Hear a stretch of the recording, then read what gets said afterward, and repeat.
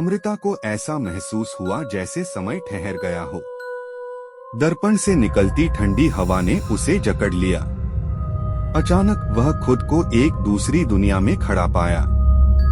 यह जगह काले अंधकार से भरी थी और चारों ओर से चीखों की आवाजें आ रही थीं। अमृता ने इधर उधर देखा। उसके आसपास कई लोग खड़े थे, लेकिन उनकी आंखें सफेद थीं और उनके चेहरे पर कोई भाव नहीं था।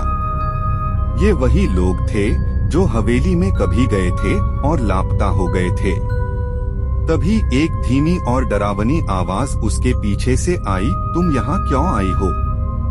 अमृता मुड़ी तो देखा कि एक लंबी काली छाया उसके सामने खड़ी थी। उसकी आंखें लाल थीं और वह एक खौफनाक मुस्कान लिए हुए थी। मैं सच जानने आई हूँ, ये दर्पण और ये जगह क्या है? अमृता ने हिम्मत दिखाते हुए पूछा। छाया हंसी और बोली, यह दर्पण एक श्रापित आत्मा का घर है। जो भी इसे छूता है उसकी आत्मा इस दुनिया में कैद हो जाती है।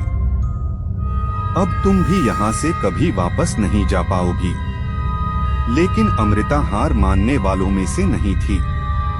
उसने अपने कैमरे का फ्लैश चालू किया और उस छाया पर चमकाया। फ्लैश की रोशनी से छाया पीछे हटने लगी। तभी उसे एक बूढ़ी महिला की आवाज सुनाई दी, अगर दर्पण को तोड़ दो तो सबकी आत्माएं मुक्त हो जाएंगी। लेकिन सावधान रहना, दर्पण खुद को बचाने के लिए कुछ भी कर सकता है। अमृता ने तुरंत अपने बैग से एक पत्थर निकाला और दर्पण की ओर भागी। दर्पण की सतह में अब डरावने चेहरे उभरने लगे जो उसे रोकने की कोशिश कर रहे थे। उसने अपनी पूरी ताकत से पत्थर को दर्पण पर मारा। दर्पण चटकने लगा। जैसे ही वह टूटा, एक तेज रोशनी फैल गई। चारों ओर से चीखों की आवाजें आईं और अचानक सब शांत हो गया। अमृता ने खुद को हवेली के फर्श पर पाया। वहां अब कोई दर्पण नहीं था। हवेली के बाहर से सुबह की पहली किरण अंदर आ रही थी। अमृता ने राहत की सांस ली और बाहर आ गई। गांव लौटने पर उसने देखा कि जिन लोगों की आत्माएं दर्पण में कैद थीं, वे सभी लौट आए थे। गांव वाले उसके साहस की तारीफ कर रहे थे।